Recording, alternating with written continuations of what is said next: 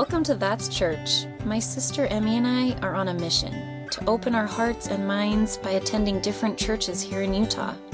We're talking to the beautiful people that make their church a community.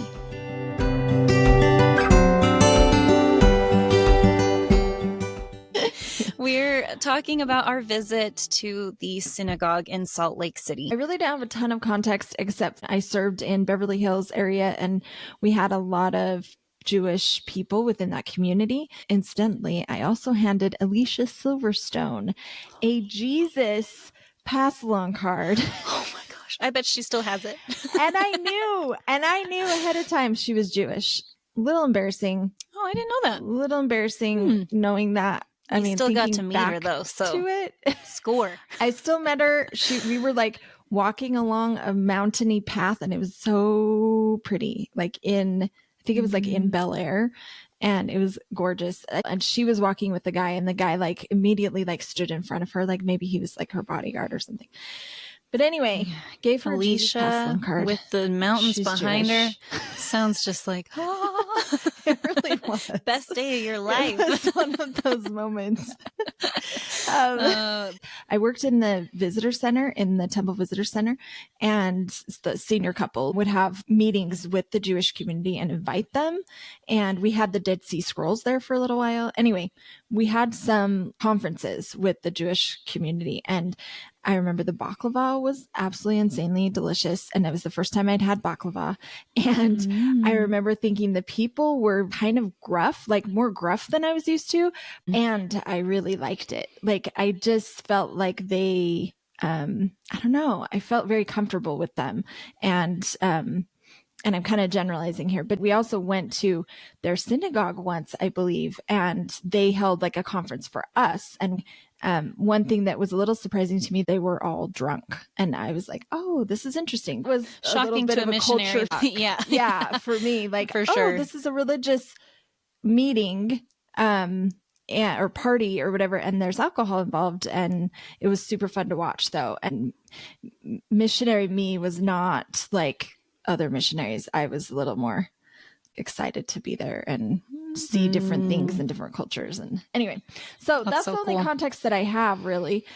And we really didn't know what to expect. So we went in and it was really cool. I really loved like the richness of the tradition there. You can just feel that it goes back thousands of years. It just has that richness to it.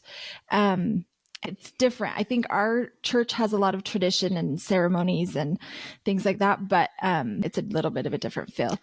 Yeah, I'm realizing how young of a church our religion is, like Krishna and all of these other religions. I'm like, oh, we're fairly new to the scene, you know, in the span of time anyway. Yes. So I'm gathering what I got from yours was Alicia Silverstone, drunk, gruff people. Just kidding. I'm just kidding. The thing is Very like, nice. We really do just have sort of like a caricature, at least I do, a caricature of what Judaism is based off of movies and shows that I've seen. And so it is so different to go and visit and see it for yourself and see that like they're just worshiping. And that's how I feel every church we go to. I'm like, these people are just trying to connect to the divine. We're all just doing it in different ways. And all of those things that maybe seemed like weird or obscure to me in the past, I now see as like, oh, these are precious things to them. Like these traditions. And like you said, they go back thousands of years. I mean, think of that. Think of the lineage passed down, all these traditions passed down for that many years. They're very precious things to them. So the first thing I noticed when we got to the synagogue was the level of security. They had a police car out front with its lights on, and they handed out a pamphlet that said what to do in an emergency situation. And we had heard that they had received threats. We also visited a mosque this week, and it's just been so eye-opening to see the level of mourning and pain that is happening in both of these religious communities. And they're just grieving the loss of some of them, their family members, some of them, their friends. These are both very tight-knit communities. And if you decide to go and visit a mosque or a synagogue, just know that it means so much to the members. Just being there and showing your support and love during this time, it means a lot to them. We had multiple people tell us how much it meant to them. And sometimes that looks different. Like, it doesn't have to be visiting their mosque or synagogue. It can also be writing an email to them. One of the staff at the synagogue told me that emails, like she's gotten multiple emails, kind emails, some not so kind emails, but also multiple kind emails that they print out and they put up for their staff to see and their members to see, because it reminds them that there's good out there and that they have support. And so all of that stuff, anything that you can do to support both communities or either community is very valuable and wanted and needed right now. They need to know they're loved and they're seen. So Amen to that. So when we visited beforehand, they have like a it almost feels like a ward party, what we'd call in our religion a ward party, but it's just a meal that the congregation has before the service. And we sat at a table with two of the congregants, and they were so kind and very welcoming.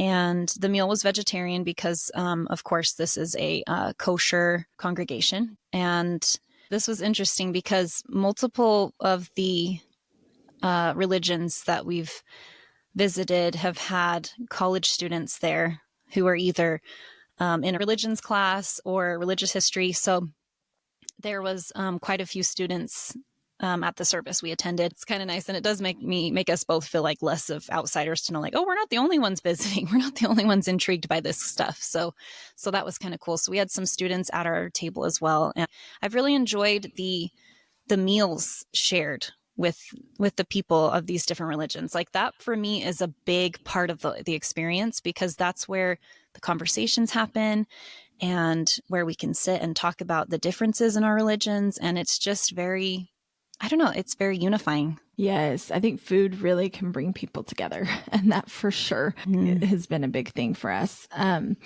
And the people there were so kind and so helpful. And I thought it was really interesting. They actually talked to us about the fact that they have staff, and they really respect that within the LDS church that we are given callings. And one of the staff members I talked to was like, I think that is so amazing. And it would make my job so much easier if there were more people involved. And she really was very respectful and had a lot of admiration for our church. She lived in California and did something completely different, I think, within business, and decided that she's always been Jewish, decided she wanted a career move and moved to Utah, was offered this job and took it. So super interesting. She was talking to us and I said, sorry, we have so many questions. And she said, nope, that's part of my job.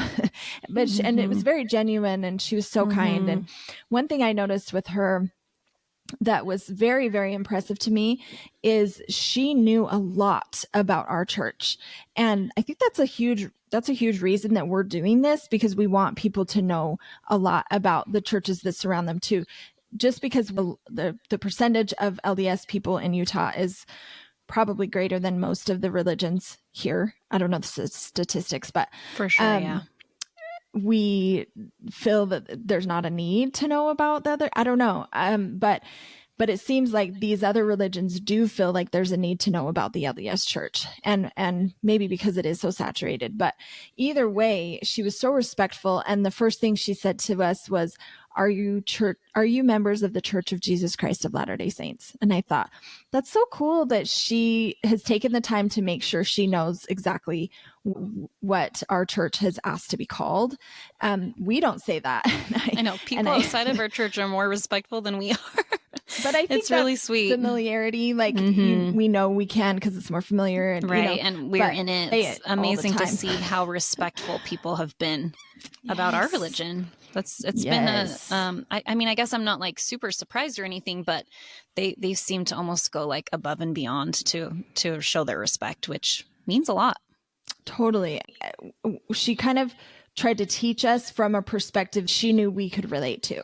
So like she mentioned different things within our church and said, it's kind of like this. Oh, I asked her about converting to Judaism, and she'd say, it's not like the Church of Jesus Christ of Latter-day Saints. It's, we don't go out and proselyte. We don't go out and, like baptize people quickly. It takes 18 months to 3 years, which you'll see in our interview with Rabbi Sam that it can take a lot longer than that too, just depending on the person. There's a lot that goes into it, and a lot of study and kind of search within yourself and approval through different committees and things like that. So you mentioned how that's kind of like her job. And that's another thing that's been really interesting to me about these other religions, is seeing how they receive funds. Because in our church, we have tithing. I know that not everybody pays tithing in the same way in our church, but in general, you're supposed to pay 10% of your income to the church. And it's interesting because that's just something that members do. It's not really talked about that much, and it's not seen. Like, we don't hand dollar bills out at the church and things like that. So it's interesting to me to go to these churches and see the plate passed around to put money in. And it's just been like, I've always wanted to do that. I made Ashlie let me put it in one time in one of them, because she had money and I didn't. So I was let me do it. Here you go, little girl. You can do it. But it's like pushing the button in the elevator. Yes, exactly.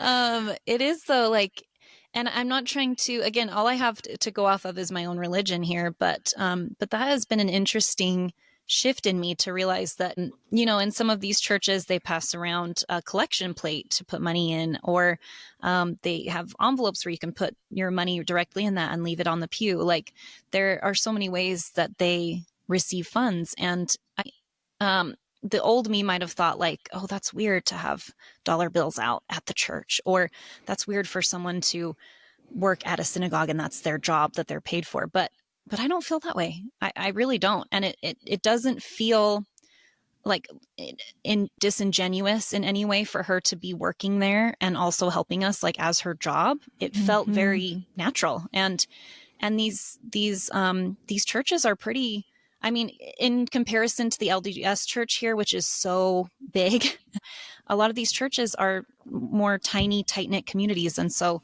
I'm sure they need funds. And so, yeah, donating to them is one way you can do it online. But also it's been really eye-opening to go and donate in different ways. For instance, our meal at the synagogue, I think, was like $10 each.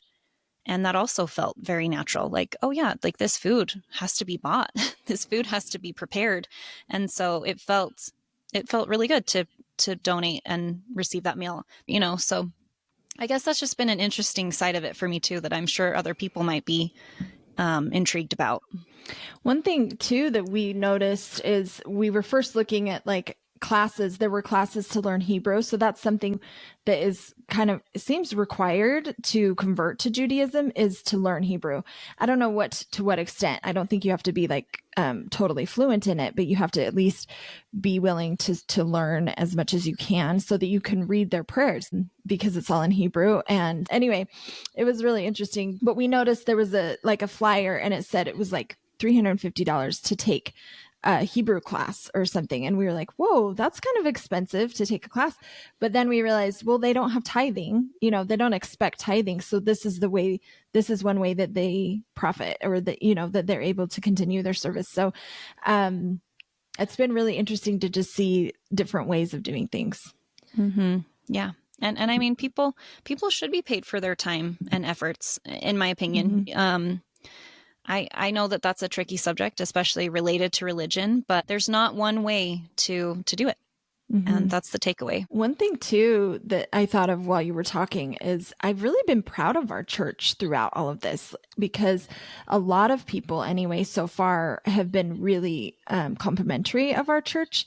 And of course there's things about every church that are tricky and difficult, but Rabbi Spector was very complimentary. He's like, I love the LDS church and I have so much respect for it. And we have gotten along very well. And the LDS church has done a lot for me. And same with Krishna. He spoke very highly of the LDS church. And anyway, that's been interesting and actually kind of surprising to me.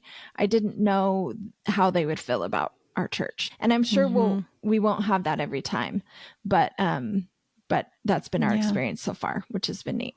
Yeah, I totally agree. I really admired the level of dedication the members had when you stand there and are singing these Hebrew hymns. To look around and see these members in the congregation singing it word for word, it was really powerful. There was a lady at the front called the cantor. She was playing a guitar, and she knew every word by heart. People in the congregation knew how to read Hebrew, which was very impressive. And there were a lot of songs. The first time I went, the service was about an hour and a half before we ate. And then the next week they did a family week, and they eat first, and it's only 45 minutes.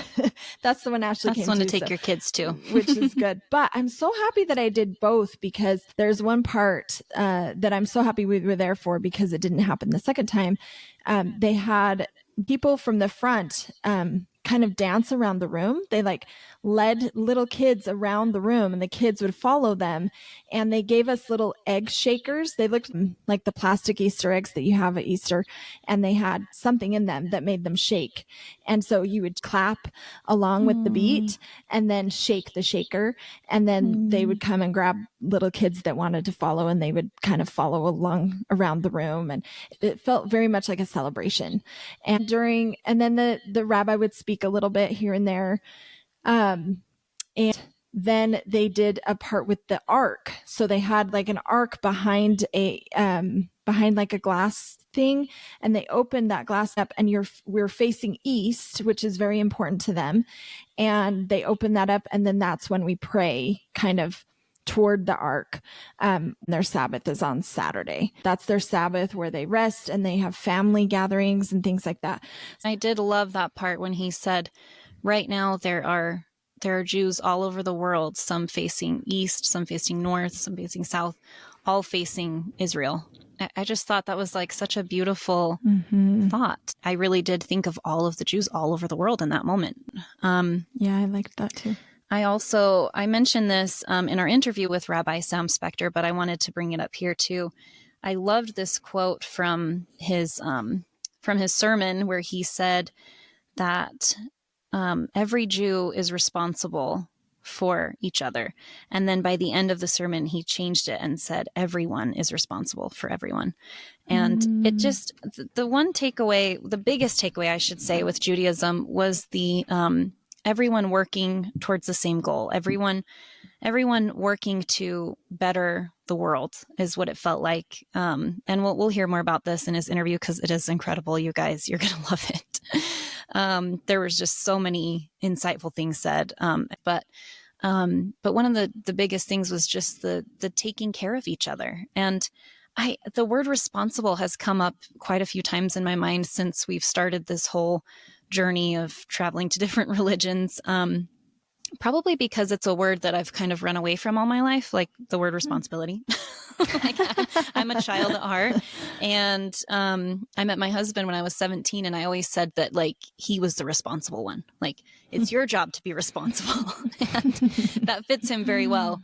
But I think that word takes on a whole new meaning in religion. And at least for myself, I noticed we had Sam Spector talking about being responsible for everyone. And then in our Krishna episode, Charu talks about how he met the guru and had to take responsibility for himself and his own actions.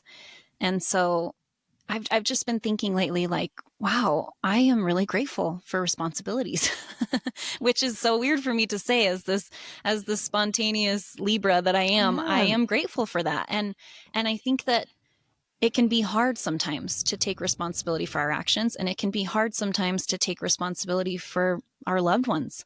But we have to, like, you're my sister and I'm responsible for you and you're responsible for me. And I'm grateful that my kids are responsible for each other, and I hope that they will be through their whole life. And so I don't know why it makes me misty to just think about the world being responsible for each other. I don't know. It's a very bonding, uniting feeling, and it's just been on my mind a lot lately. So I wanted to share that. Oh, I love that. And I think that's not to discount like our individuality, and especially for you, You very much like to be an individual and be seen Yes. for the things that are unique. For sure. And I think there's a lot of value in that and taking responsibility for our own actions. But I love the idea of like, I'm watching over you and I'm paying attention to you and your needs, and I'm responsible for my actions in the way that I respond to you. Yes. I really completely. love that. You know me well, which is again why I ran away from that word for a long time. But I do think that in saying it, I want it to mean more of we don't have to agree on everything. We can disagree on a lot of things, but I'm still responsible for you. I'm still your older sister. I'm talking about Mo right now. I don't know why I thought about Mo. I am responsible for that kid. You're not my older sister. But you are responsible for me, and we all are. Like, it's just the thought of taking care of each other. But I think the word responsible has a little more of a weight to it. And I think it's okay that it does, you know? Yeah. I think it's okay to feel that heaviness sometimes, to know, like I said, I hope that, so sweet, that Birdie will take care of Leo in the future. She might not love that, but that's her responsibility. Yeah. Anyway. I love that. I love that thought. One thing too that I really liked that they did that is similar to our church is they had, so we do a prayer roll in our temples where we can call or we can go to the temple and give names of people that are afflicted in some way, that are sick or struggling. And then in the temple, we pray for them. And in the Jewish synagogue, they did that, but I loved the way they did it. The rabbi would stand up at the front and then say, like, throw out a name that needs to be prayed for. And he would point across the room, and then people would stand up, right? They stand up. Yes. Oh, I'm so glad you're saying this. I forgot about this for a minute, and I loved this. He would just sort of scan the room with his hand. When his hand kind of pointed to you, you would stand up and say the name of a person. People weren't afraid to say the names. Like, even the rabbi said a woman's name with the last name Spector. So like, it wasn't anything to be ashamed of, which I thought was interesting, because sometimes I'll go to the temple and like write a name on the prayer list and like hurry and fold it up so nobody sees it and hurry and put it in the little box because I don't want people to think that there's anything wrong with this person. And I liked the vulnerability of it, that like, hey, we're all human. We're all going to be on that paper someday, you know, like sometimes. And a lot of times in the temple, I put my name. Like, I need some extra prayers. Put a few of my names in there. Extra, please. Anyway, I just thought that was so beautiful and connecting and vulnerable and just really sweet. He also at one point had everyone stand who had been negatively affected by what's going on in Israel and Gaza. And I was shocked that like more than, I think most of the people there stood up. And me and Emmy just sat there, and I just felt my heart pounding in my chest and tears come to my eyes, because we have no idea how deep the connections and bonds are in such a tight-knit community like Judaism. So that was very, very humbling to witness. And it wasn't just like, do you have people that have been affected? It was like, do you have people that you know that have been affected directly? Like, and it was almost everyone. It was really eye-opening. It made it very real and very personal. And yeah, I think that there's a lot of negativity being thrown around right now online and everywhere. And I think that we can't let the violence happening right now turn into more violence. Like, let's just try to create unity and peace, and while also talking about the difficult things, you know, like I think people right now are afraid to have these conversations with people, but you know, where are we going to get if we can't even have a conversation? Right. So yeah, so sad. And also this week we visited the Islamic Center of Utah, and we are going to interview 2 Muslim members from that congregation as well. And that will be very eye-opening. So, you know, we're here to learn with you guys. We admit from the beginning that we're not religious experts. We are just 2 very curious Latter-day Saint women who want to know more about the religions around us. And so we're just grateful that you guys are on this journey with us. Yeah. I think you will be really excited to learn from the rabbi in these next interviews. He is amazing and has a lot of really great wisdom to share. We went to a meet and greet with some people within the LDS community. They had previously been to a conference, and the rabbi spoke, blessed our community, which was so touching to them. And they said it was just so beautiful. And they said at the time we had just started the podcast, and they said, I hope you get to interview him. And we're so grateful that we were able to do that. And he does stand up to the hype. He's absolutely incredible. And we really learned a lot from him. So be excited for these next two interviews. We are super stoked. One other thing that I thought was really interesting during the ceremony, I really love rituals, and it was so fun. It's so fun to see the rituals in all of these communities. We were talking about when we went to the Islamic Center, the rituals were my very favorite part. Within the Catholic Church as well, there's a lot of rituals within the Catholic Church, and they're rituals that maybe I wouldn't want to do every week or every day or whatever, but so interesting and intriguing to see them, because I love that they are bringing people together, and it's a group of people that are doing the same thing in the name of something good. And I think there's so much value in that. One of the rituals that they did that I thought was so interesting, and we say this a lot, but the connections and the similarities surprised me a lot. The bread and water. So he did almost like a communion type of thing, but only the rabbi took it. So he had a big loaf of bread that looked absolutely delicious. I thought it was fake at first. And it was like woven. It's like braided bread. Oh, I was like, my mouth's watering. It was so beautiful. And I feel like there's symbolism there. We just don't know. Yeah.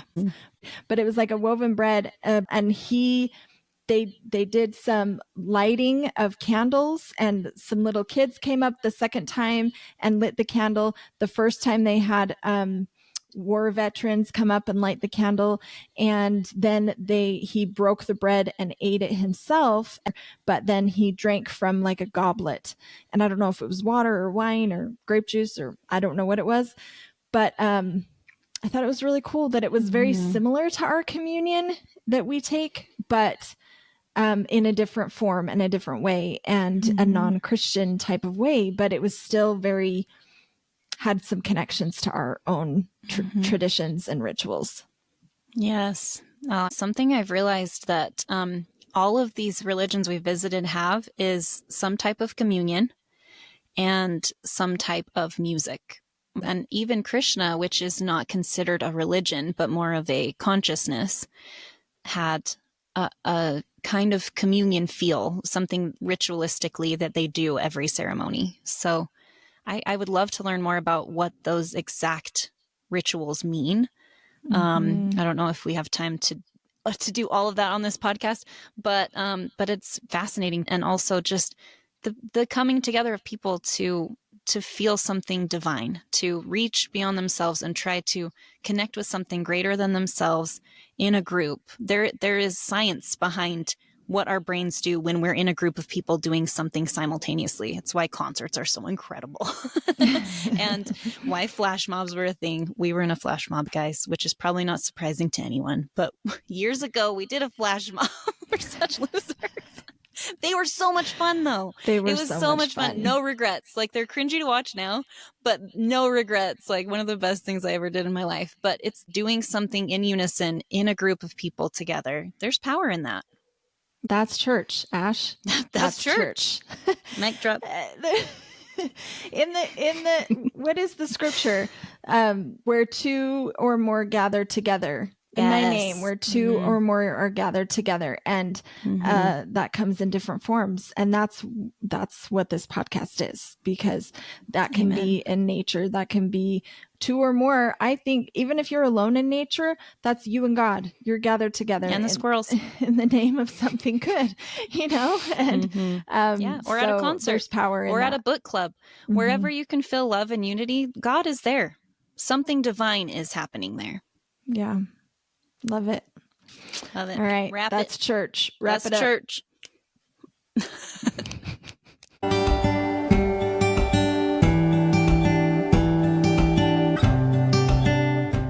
Thanks for joining us on That's Church. Be sure to follow us on Instagram at That's Church Podcast for more updates, insights, and a glimpse into the diverse spiritual tapestry of Utah. Let's keep the conversation going, because we believe that gaining knowledge of other religions does not diminish our own faith, but can instead enrich our spirituality.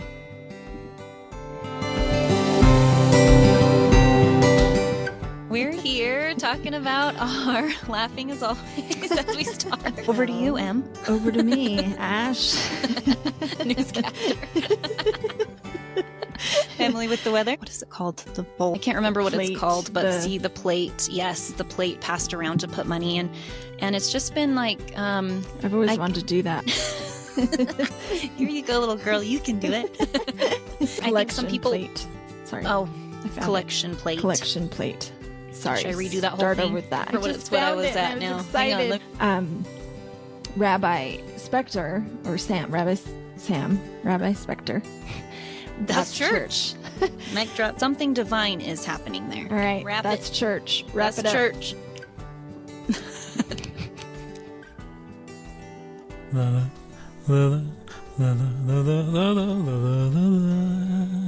That's true.